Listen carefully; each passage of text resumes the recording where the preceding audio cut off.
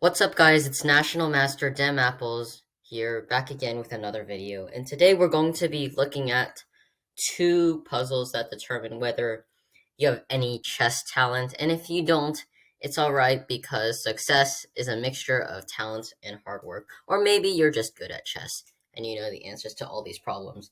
Now, I don't just say that these are puzzles that tell you if you have chess talent or not. The Soviet chess school does. And I was reading a chess book a while ago, and they were like, oh, you know, they were trying to separate the good players from the bad ones, and they gave us a couple of problems. And that's really all they needed to tell good players from not as good players apart.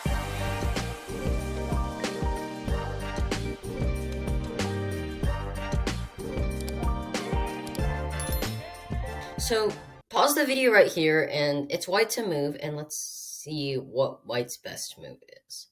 Hint, hint, there is only one good move here. All right.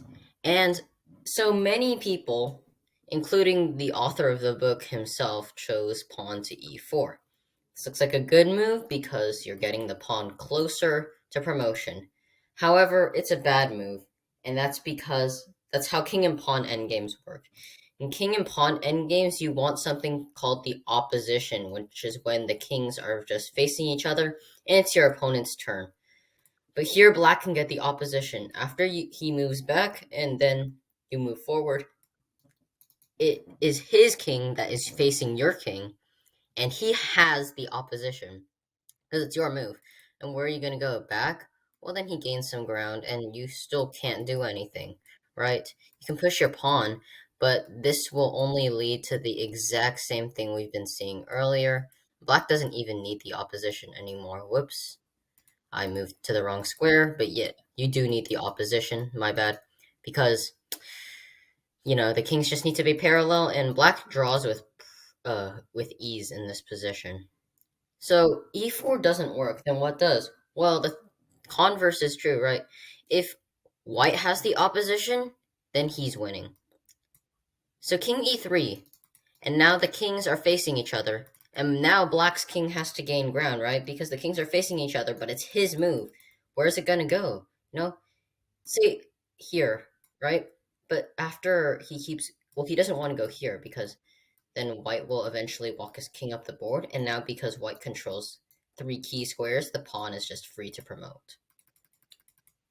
However, this is forced anyways because even if black tries to hold his ground, white will take the opposition yet again.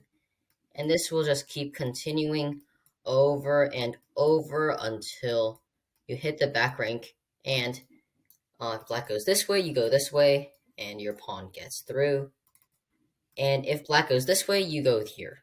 And now your pawn gets through yet again. So a simple yet deceptive puzzle. And this is number 1 out of 2. And the second one is, yes, it's also a king and pawn endgame.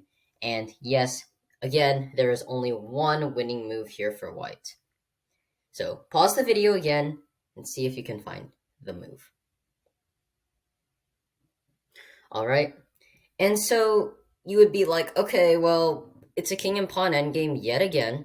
And so the only way we can win is if we take black's pawn. So the most logical move is king here. Except this loses.